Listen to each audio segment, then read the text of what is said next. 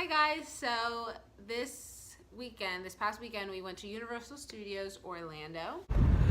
Where are we headed, Magachana? We're going to Universal Orlando. Are you excited? I am. Yay!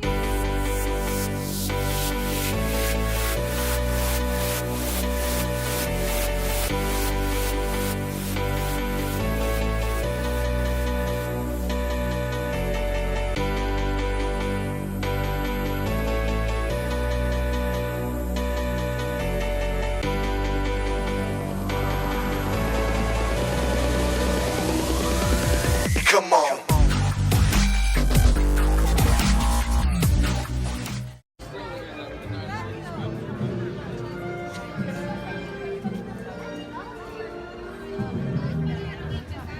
We went with this little guy, so we have some tips on how to do amusement parks really with a baby. Leo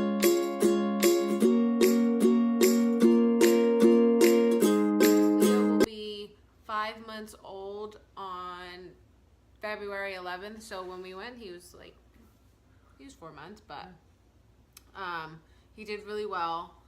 As long as you keep moving, I feel like that helps. But in an amusement park, there's so much to look at, and at this age, they are very, aware, and they want to look at things, and they like shiny things and colorful things. So, I mean, it looked like he had a good time.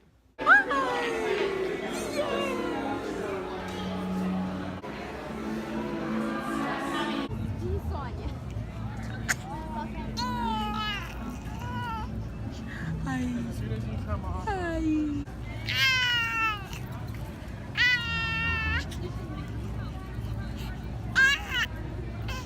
We have some tips for you. So, tip number 1, we wrote them down. So the first point is the type of stroller you should have, or you shouldn't have a stroller at all. Yeah. So we have one of those baby jogger strollers, but this one isn't like one of the jogging strollers. You're able to flip it back and forth when he gets older, so he's able to look around, but he was facing towards us, but it folds up really nice. I don't think I have footage of us folding it up.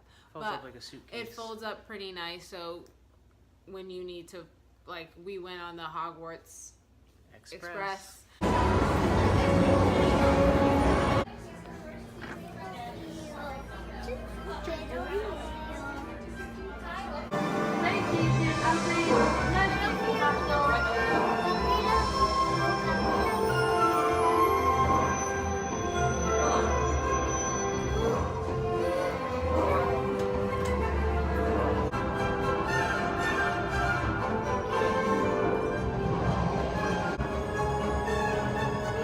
It's getting dark out there. It's fine to come.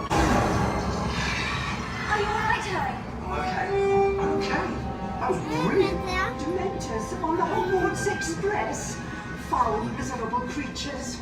Something from the trolley, dear. I'd say you'd earned it. Any chocolate frogs? Oh, dear. Best get back to your seats now. I'll try and round up these little runaways.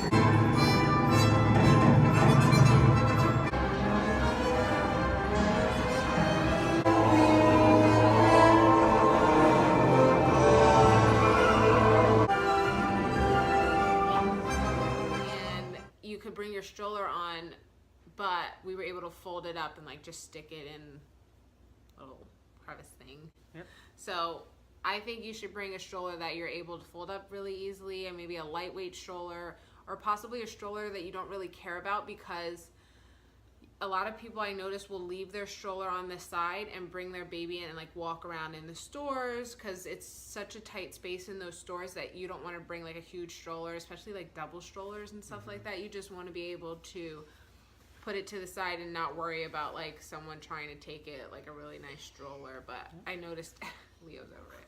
I noticed everyone did that. Yep. Second point, if you can afford a nanny, bring one. Yes, because the reason why we say that is because we weren't really able to get on any rides together. So pretty much Jake just went on a couple rides alone. He was actually able to skip the line because he was a single rider. Single rider. Yeah, he That's was pretty really awesome. excited about that. But if you can, like, I would recommend bringing maybe an aunt or someone, a family member, to just be there to maybe like hold your baby so you're able to get on rides together if you care about that. Like, I didn't care that much, but I think the next time we go, we'll try and maybe go with other people so we're able to like do, I mean, a couple rides together would be fun. But if you don't care about that, it's not necessary, but we're just saying if you can afford one, I would definitely bring one with me if we wanted to. Third point is places to nurse. If you're breastfeeding at the park, we went Super Bowl Sunday. So it wasn't packed at all. Crazy. It was I feel like pretty busy, but it wasn't like the normal summertime weekend.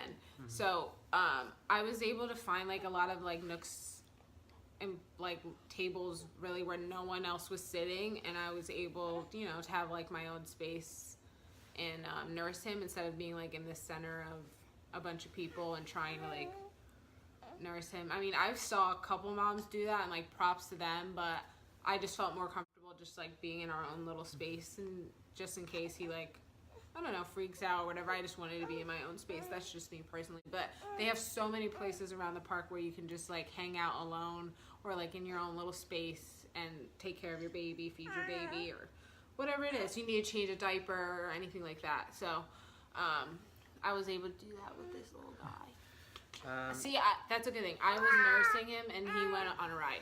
So Yep, that it was worked. like perfect timing. Fourth thing is that water at amusement parks and things like that are always free. So you can always ask for a cup of water. Especially women who are breastfeeding, they always get extra thirsty.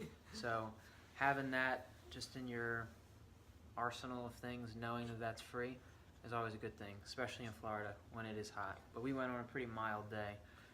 The high was 76 in February. It was nice. Pretty cool. Yep.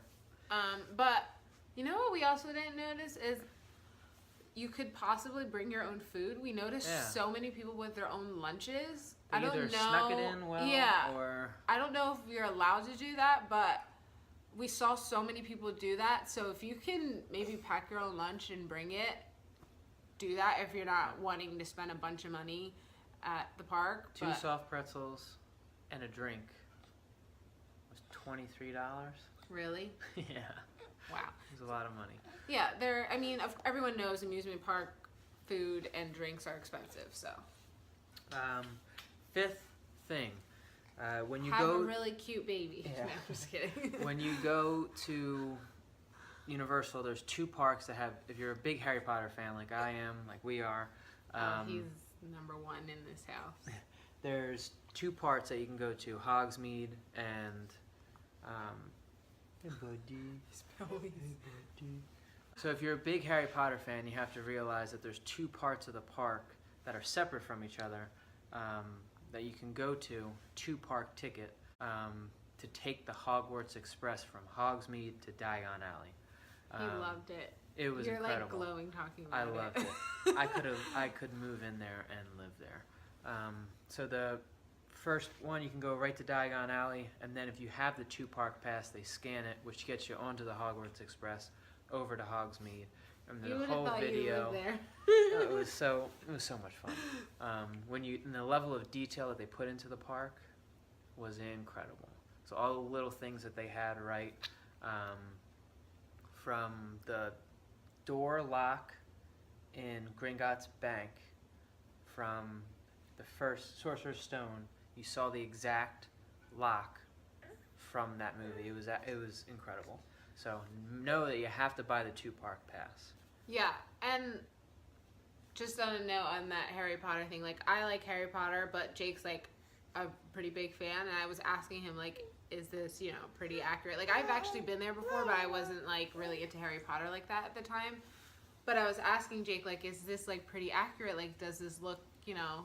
And he was like, this is amazing. So I think even if you're not really a Harry Potter fan, you should just go to that area. It's like amazing. And I feel like more than half of the people that were at Universal were there for Harry Potter. Like, everyone was wearing Harry Potter shirts, or like the what are the things called that they wear at school? Yeah, like their uniforms, Yeah. like the full on. Like, everyone had all, like, I feel like everyone was just, like, the Harry Potter section was packed compared to the rest of the park. Yeah. So, just know that. I think that is always going to be packed, that Harry Potter. There's a lot of places to eat, and Diagon Alley was really cool.